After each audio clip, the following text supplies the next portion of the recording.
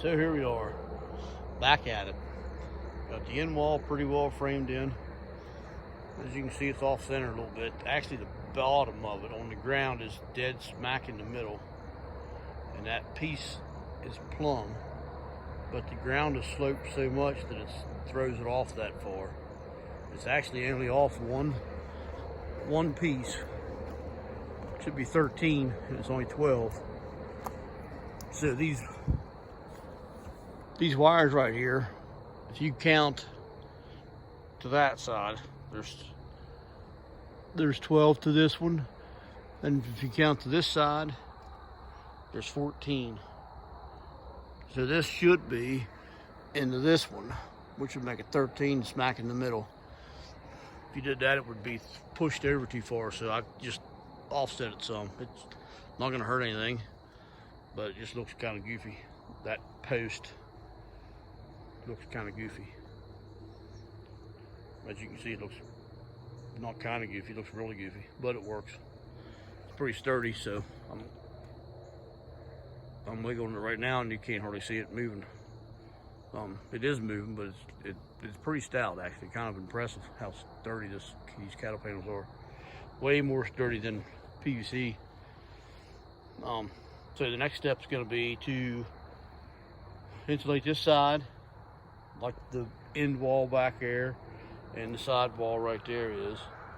Insulate it, and then probably going to put cardboard down in the short chutes that I talked about earlier.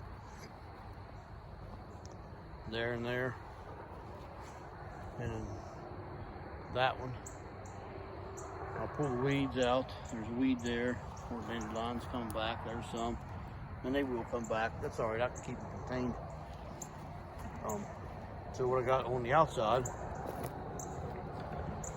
is a mess right there naturally. You can see that's the old wood from the raised beds. And I got some right there too. But whatever. I'll clean it up and burn it one of these days. So what I got out here is insulation, styrofoam insulation in between each post that you see me driving the ground. And then I got wiggle wire on here. And the wiggle wire, what that does is holds the channel lock, right? That's the channel lock, sorry, not the wiggle wire.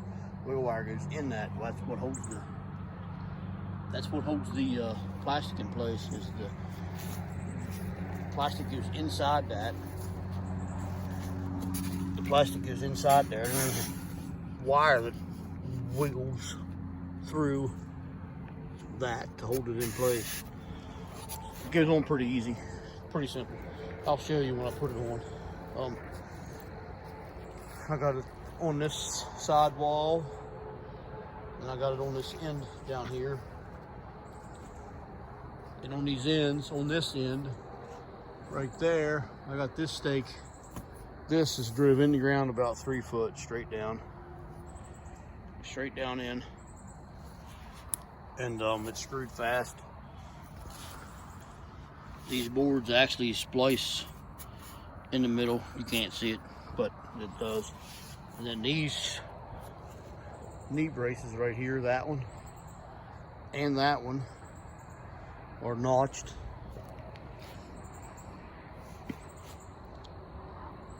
Notched so the wire stays in there, and then I got a zip tie holding it in place.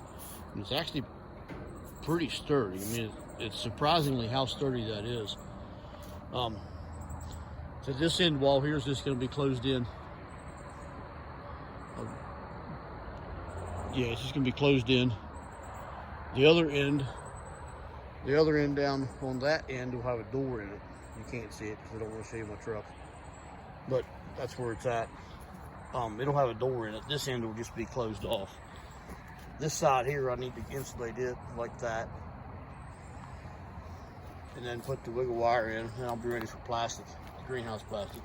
And greenhouse plastic is not the same stuff that you buy at Lowe's or wherever. It's different. It's UV protected. So that end's completed.